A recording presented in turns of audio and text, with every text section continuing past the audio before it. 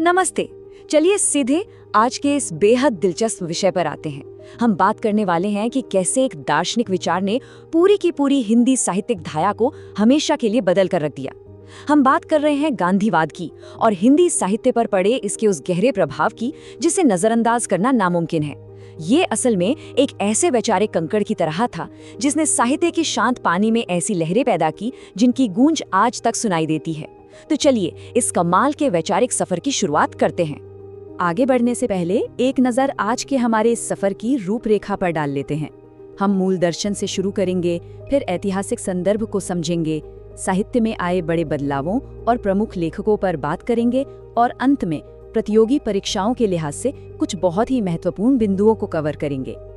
पहला पड़ाव है हमारा मूल दर्शन। अब देखिए, गांधीवादी विचार रातों रात हवा से पैदा नहीं हुए थे। उपनिषदों का अद्वैत भाव, जहां माना जाता है कि कण कण में ईश्वर है, भगवद गीता का स्वधर्म और जैन धर्म के अहिंसा दर्शन ने मिलकर इस विचार की एक बहुत ही मजबूत नींव रखी थी। जब इस दर्शन ने धरातल पर कदम रखा तो जन्म हुआ सत्याग्रह का। अब सत्याग्रह का नाम सुनकर कई बार लगता है कि शायद इसका मतलब निष्क्रिय होकर बैठ जाना है, लेकिन ऐसा बिल्कुल भी नहीं है।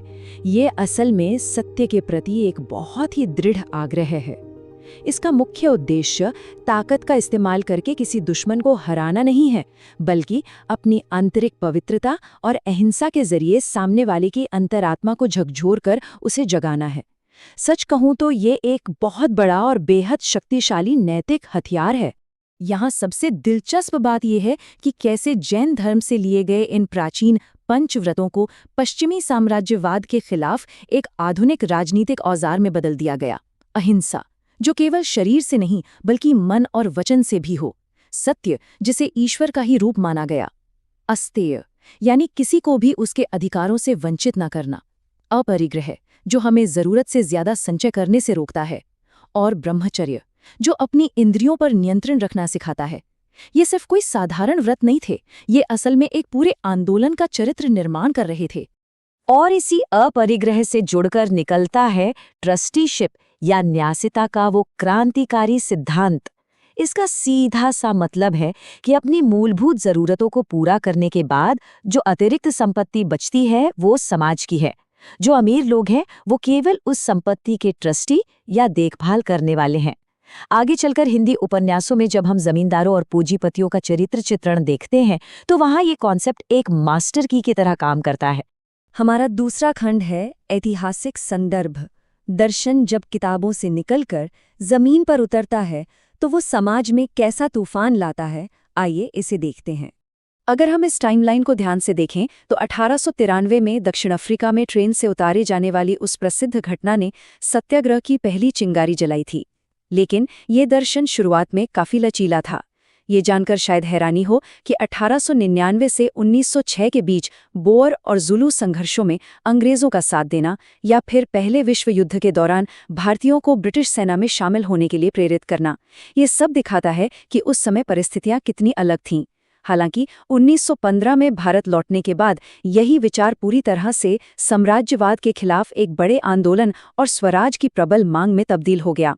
हिंद स्वराज की ये पंक्ति तो जैसे पूरी कहानी ही बयां कर देती है। लड़ाई अब सिर्फ अंग्रेजों की सत्ता से नहीं थी, बल्कि उनकी पूरी पश्चिमी सभ्यता और औद्योगिकरण से थी। मशीनों पर निर्भर रहने के बजाय एक आत्मनिर्भर ग्रामीण अर्थव्यवस्था और ग्राम स्वराज का सपना बुना जाने लगा था। अब आते हैं तीसरे खंड पर, साहित्य में बदलाव की लहरें। राजनीति और समाज से उठने वाली इन वैचारिक लहरों ने हिंदी साहित्य की दुनिया को कैसे हमेशा के लिए बदल दिया, ये समझना बहुत ही रोमांचक है। साहित्य अब राजा महाराजाओं के महलों से निकलकर आम इंसान की झोपड़ियों तक पहुंच रहा था। और परीक्षाओं के नजरिए से देखें तो सबसे ज्यादा सवाल इसी वैचारिक टकराव से पूछे जाते हैं। एक तरफ है मार्क्सवाद, जो 1917 की रूसी क्रांति से प्रेरित है और ये मानता है कि भौतिक परिस्थितियों को हिंसक रूप से बदले बिना लोगों के विचार नहीं बदले जा सकते। वहीं दूसरी तरफ हमारा गांधीवाद है, जो पूरी तरह से हृदय परिवर्तन पर टिका है। इसका मानना है कि इंसान के भीतर की नैतिक चेतना को जगाकर ही समाज में स्थायी और सच्चा बदलाव लाया जा सकता है, वो भी बिना किसी हिंसा के। ये वैचारिक टकराव उस दौर के साहित्य की जान बनने वाला था। इस तरह साहित्य में एकदम नए मानदंड स्थापित हो रहे थे। कहानी का नायक अब कोई राजा नहीं था, बल्कि भीड़ में सबसे पीछे खड़ा एक गरीब किसान था। ग्राम स्वराज, छुआछूत का कड़ा विरोध और महिलाओं का सशक्तिकरण जैसे मुद्दे मुख्य विषय बन गए। भाषा एकदम सरल हो गई, बिल्कुल आम हिंदुस्तानी।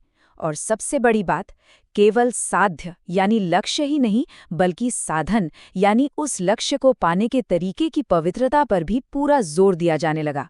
चौथा खंड है प्रमुख साहित्यिक स्तंभ।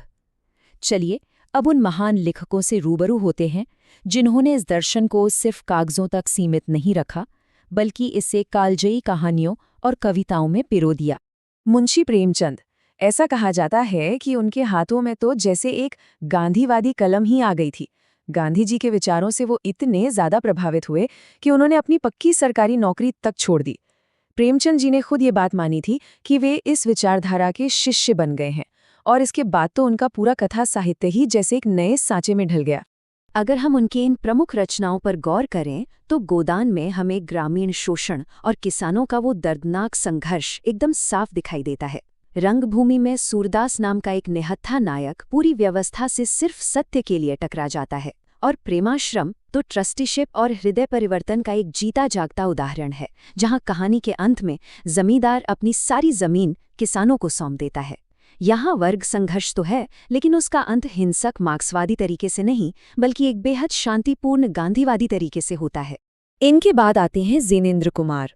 इन्होंने इंसानी मन की मनोवैज्ञानिक उलझनों को गांधीवादी नैतिकता के साथ इतनी खूबसूरती से मिलाया, जो वाकई काबिले तारीफ है।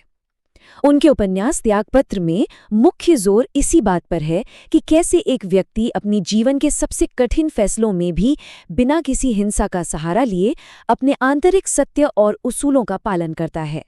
और ये लहर केवल गद्य तक ही सीमित नहीं थी, कविता की दुनिया में भी एक जबरदस्त उफान आया। मैथिली शरण गुप्त जी ने राष्ट्रीयता और समाज सुधार को अपनी कविताओं में बुना। रामधारी सिंह दिनकर जी ने सांस्कृतिक गौरव को जगाया। वहीं माखनलाल चतुर्वेदी और सुभद्रा कुमारी चौहान जैसे ओजस्वी कवियों ने अपनी लेखनी से स्वदेशी और देशभक्ति के बलिदान का ऐसा आह्वान किया कि पूरा का पूरा देश एकजुट होकर खड़ा हो गया। चलिए अब हम अपने 5वें और अंतिम खंड की ओर बढ़ते हैं, परीक्षा उपयोगी जानकारी। जो भी लोग यूजीसी नेट, यूपीएससी या राज्य स्तर की परीक्षाओं की गंभीरता से तैयारी कर रहे हैं, उनके लिए ये हिस्सा बहुत ही काम का है। यहाँ हमें दो महान विचारकों के बीच एक बहुत ही अहम वैचारिक अंतर देखने को मिलता है।